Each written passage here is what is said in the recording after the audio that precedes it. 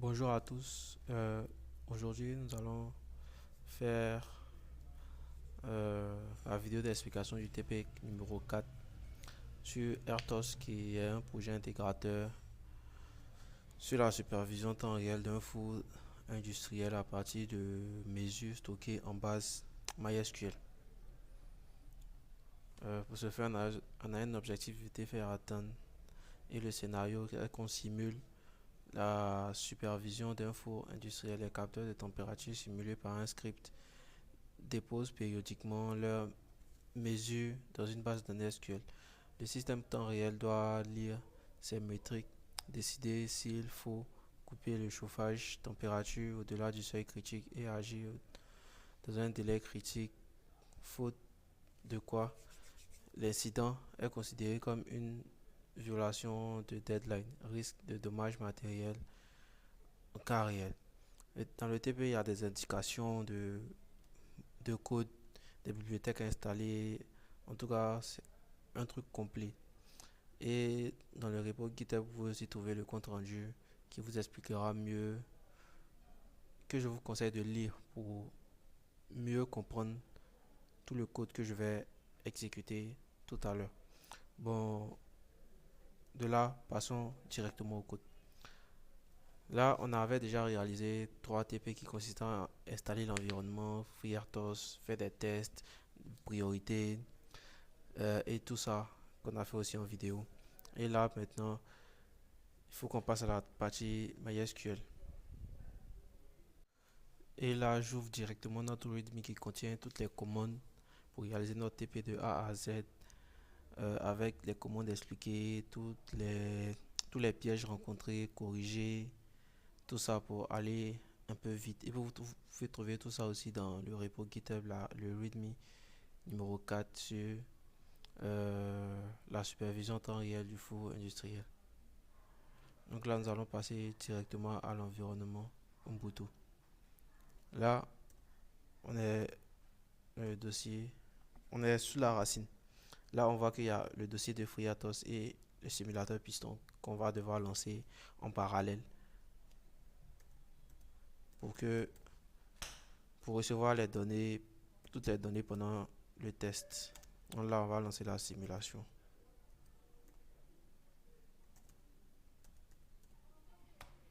Donc là, nous voyons les métriques apparaître là. Et ici, nous allons tester pour voir si la base de données est déjà configurée. Là, nous avons la table décision et la table mesure du capteur. Et là, nous allons exécuter notre premier code. Là, la première manipulation, il y a la première connexion depuis la tâche FreeRTOS. Nous allons copier juste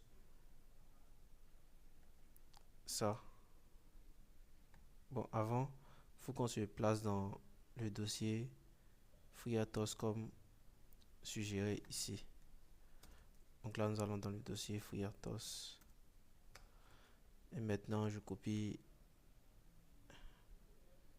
la commande.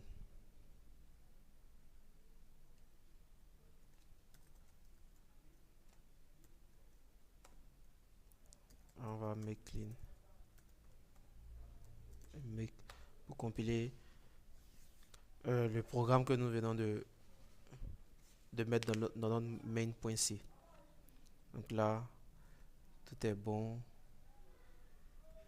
Et on va mettre point et on va copier juste la dernière ligne qui est là pour le build.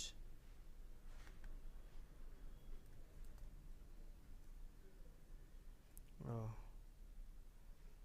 bon là, il ne pense pas copier directement là-bas, donc il va copier ici. Donc là, on voit la connexion et on voit les valeurs insérées. Les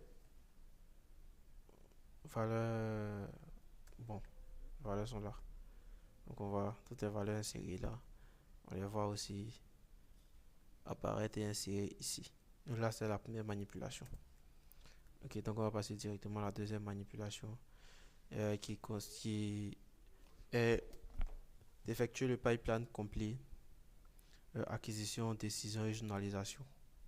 Donc là, on va copier le code correspondant à cette partie. Comme ça. Ok. On va copier là. On va make encore clean pour effacer la dernière compilation et recompiler. Pendant que ça charge, on va copier la commande pour afficher le résultat.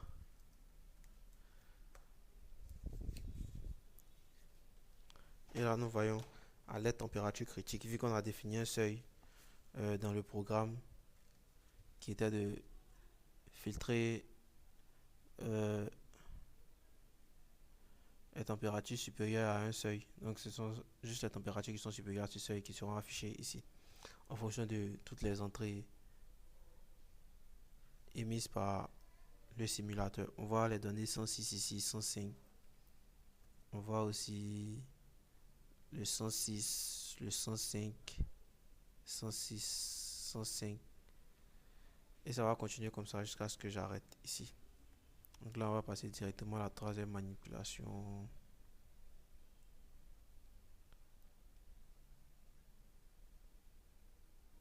Qui consistait à mesurer et respecter la deadline stricte. Donc là, on va utiliser le même programme, juste changer ça dans le programme et exécuter tout ça.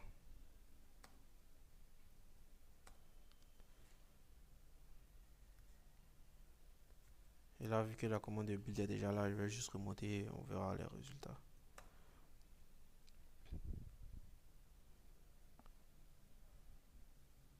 Donc là,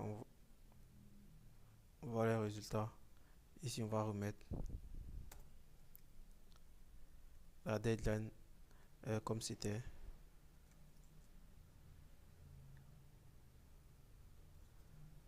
Ici. Et on va recompiler. Remettre tout ça.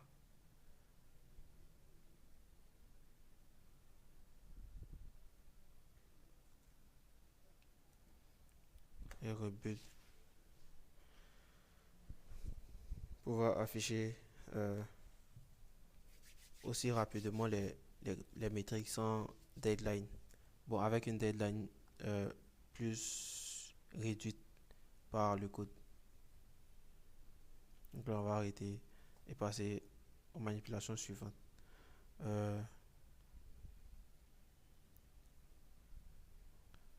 Pour la manipulation suivante, on dit taux suspect de les 100 dernières alertes critiques. On va copier le code SQL avec la requête qui permet d'afficher les 100 dernières. Donc là, on voit les 100 dernières tâches avec le taux. On voit un 100%. Et là, on peut faire varier la métrique pour limite à 100. On peut mettre la limite à 200 si on veut. On exécute. On verra ici que ça change. Ça change rien vu que ce sont les deadlines respectées ici. Donc là, on va passer à la partie suivante. On dit connexion MySQL partagée, protégée par Mutex. On dit ici, il faudra changer. Il faudra ajouter une ligne au code et il faudra changer quelques trucs dans le code. Donc là, je vais le faire et je vais revenir pour qu'on teste tout ça. Mais vous pouvez le faire directement dans le README ici. Là, j'ai modifié notre main.c en ajoutant toutes les modifications qu'on devait faire. Et là, je vais juste copier le main et passer à la démonstration. Juste là, ok.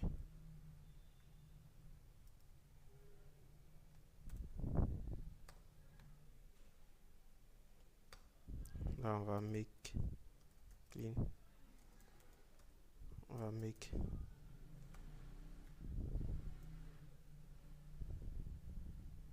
Ok, donc là, on va copier la commande de build.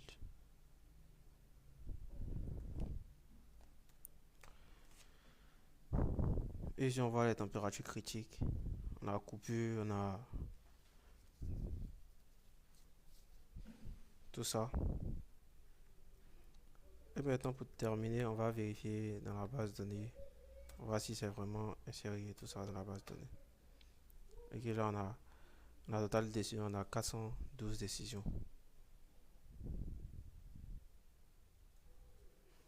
Et là, si on relance,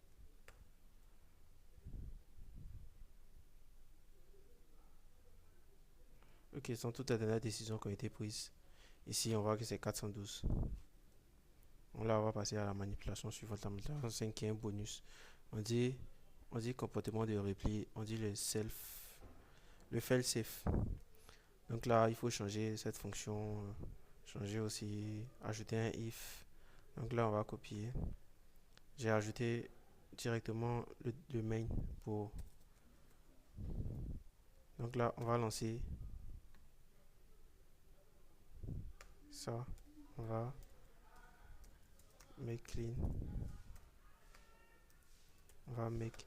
Et pour cette partie, on verra on va devoir arrêter le serveur et on va devoir arrêter la simulation et le, le, le système doit nous donner, doit nous dire,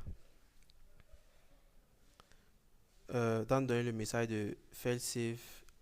On va avoir le message de failsafe apparaître pour dire que la simulation a été arrêtée et juste prévenir le cas d'arrêt serveur. Donc là,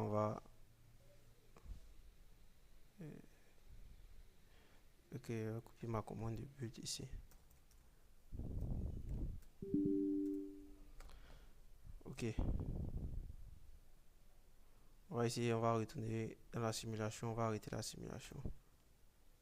Ici, on va arrêter la simulation. Ici, on va voir que le serveur euh, essaie de se connecter en temps réel, mais on dit qu'il y a un failsafe qui est activé. Il n'y a plus de données qui arrivent. Donc là se termine notre TP. On a réalisé toutes les tâches demandées. Simplement, dans la fiche de TP, vous remercie pour votre écoute et à bientôt.